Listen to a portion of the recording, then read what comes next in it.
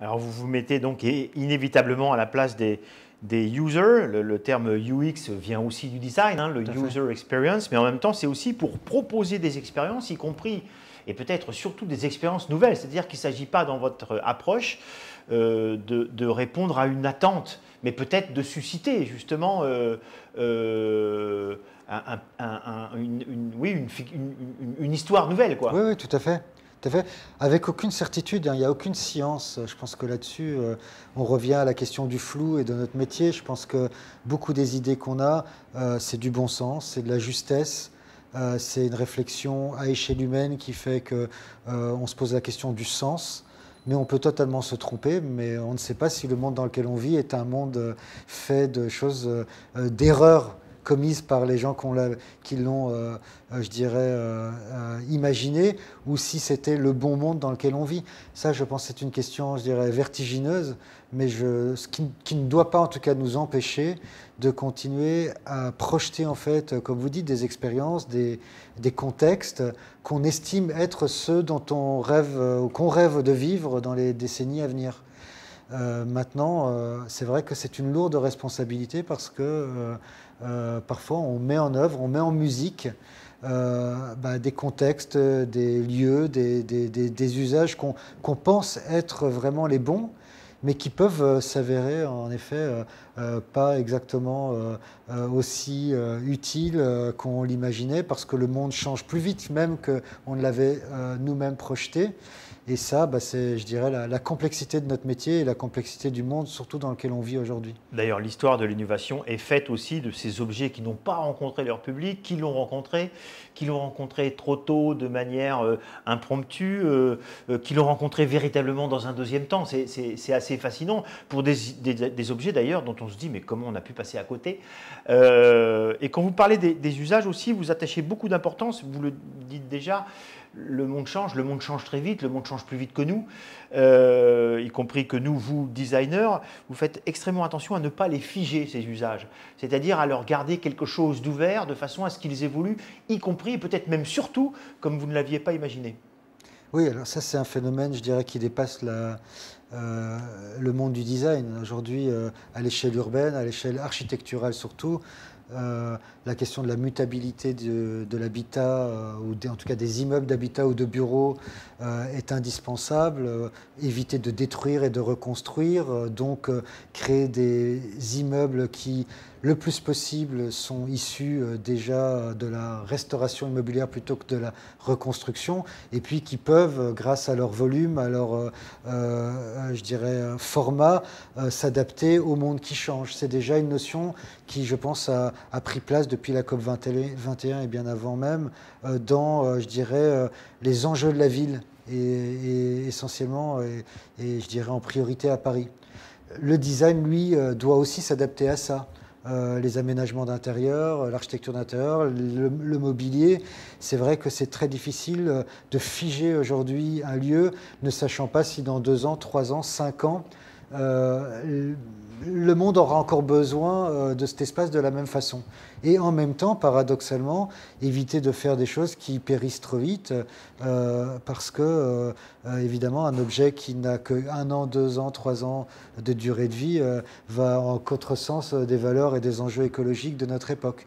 Donc c'est un dilemme, et c'est une question en fait que l'on se pose beaucoup au studio, et qui nous amène souvent, et peut-être, je dirais, pour la première fois pour moi, à vraiment apprécier l'idée de faire du mobilier, parce que plutôt que de penser de l'agencement, plutôt que de penser de la décoration d'intérieur, plutôt que de penser des restructurations lourdes, parfois qui coûtent cher, mais qui peuvent être trop vite obsolètes, on se rabat, je dirais, de plus en plus vers ce qui peut se bouger, ce qui peut évoluer, ce qui peut muter dans le temps, et on revient, je dirais, de plus en plus à la notion de mobilier, comme vous le disiez, mais de mobilier ou de micro-architecture ou de dispositifs qui, en effet, ouvrent, je dirais, de façon assez large les possibilités d'usage.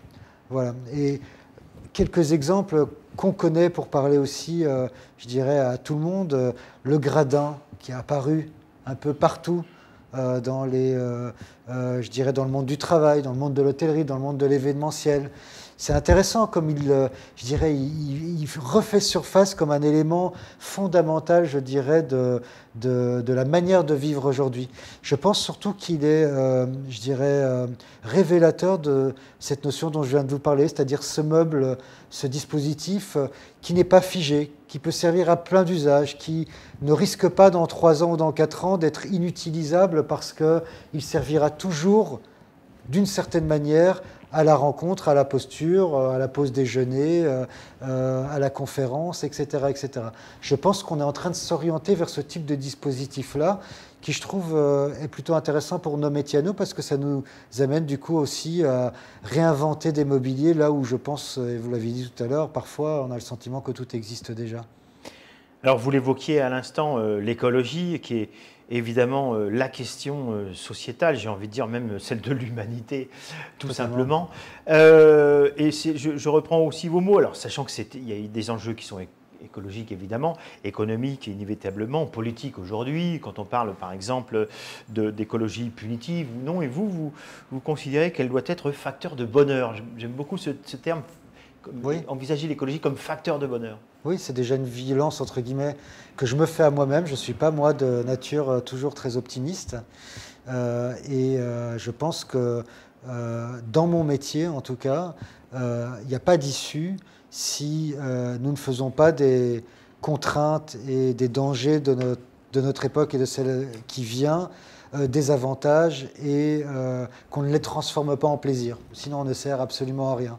Si notre métier, un peu comme aujourd'hui, trop souvent le cinéma le fait, c'est-à-dire amplifier la dystopie, amplifier l'anxiété, parce que c'est aussi quelque chose qui vend, le suspense, l'adrénaline. Je pense que ce n'est pas là où le design, on attend le design et le designer.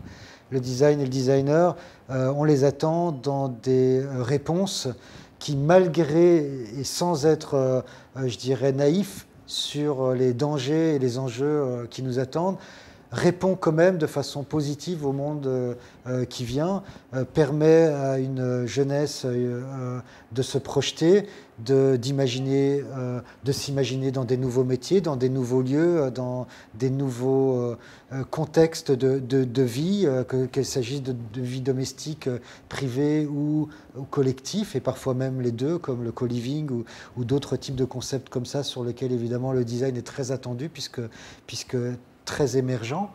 Eh bien, en effet, je revendique qu'on a un devoir de plaisir, et cette idée-là, on l'avait amenée, je me souviens notamment avec Vincent Parera, architecte, dans un concours qu'on a mené ensemble pour EDF autour du bas carbone, où il s'agissait de penser la ville de demain avec les dangers, dans ce cas-là, de la montée des eaux, sans devenir alarmiste ou dystopique, mais de dire si la montée des eaux est inéluctable, alors pensons les métiers, pensons les plaisirs que donneront aussi demain cette réalité du monde et de la ville.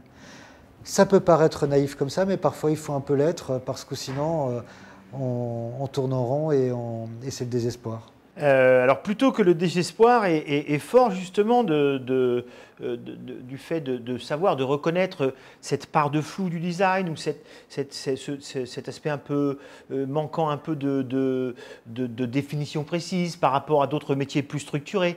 Vous revendiquez le fait justement d'agir ensemble, et peut-être que c'est la position du designer finalement qui n'est pas si figée, fixe, définie, qui permet de faire lien peut-être entre les bâtisseurs, les ingénieurs, les créateurs, qui ont souvent l'habitude, on le regrette beaucoup, hein, on essaye d'éliminer les silos, mais ils sont tellement bétonnés les silos que parfois c'est difficile de s'en extraire. Donc ça, vous le revendiquez, le fait justement d'agir de la position, profiter de cette position du flou pour collaborer. Tout à fait, et puis c'est un constat objectif, là il n'y a absolument pas de nuance à avoir. La réalité, c'est que le designer, lui, ne peut pas être dans un silo par définition. Il n'est pas expert, il n'est pas, entre guillemets, sachant dans un domaine comme la médecine, l'enseignement, la gastronomie. Il vient comme un acteur extérieur qui amène un regard justement distancié et qui permet d'associer finalement des experts qui, eux, chacun dans leur domaine, parfois travaillent les uns à côté des autres plutôt que les uns avec les autres.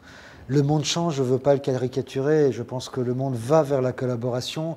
Les écoles aussi changent, les écoles d'ingénieurs, les écoles de commerce deviennent toutes un peu des écoles de design, mais il faut quand même reconnaître que c'est les écoles de design, comme l'INSEE notamment, que j'ai eu la chance de faire, qui ont été précurseurs dans cette idée qu'à un moment, quand on fait un métier comme le design qui est dédié aux autres et dédié à la question des usages, on ne peut que le faire de façon collaborative et en association avec toutes les expertises nécessaires pour avoir des réponses pertinentes. Et je pense que depuis 20 ans que je travaille, je n'ai plus que prouver, en tout cas me prouver à moi-même qu'il n'y avait que cette façon de travailler, c'est-à-dire dans le collaboratif et dans le lien que le design peut, je dirais, réaliser avec tous les interlocuteurs qu'il rencontre et qu'il fait se rencontrer dans un projet. D'ailleurs, on le voit, toutes les écoles ont monté leur département de design thinking, souvent plus thinking que design, parfois aussi un petit peu caricatural en mode un peu think tank, enfin, on ne sait plus bien qui fait quoi, mais bon, c'est en même temps intéressant à observer aussi comme phénomène sociétal. Et aussi sur le fait que finalement sortir le mot design parfois permet d'évoquer ce côté étendu. Je pense qu'en effet, le mot design est devenu la définition du travailler ensemble, du collaboratif, du out of the box, on peut dire ce qu'on veut. Et donc, c'est vrai que, en effet, ce sont des départements qui ne sont pas des départements de design, mais qui sont des départements qui décloisonnent, en tout cas le temps du cursus ou le temps du semestre, dans des domaines de formation qui parfois ont tendance quand même encore toujours à rester très académiques.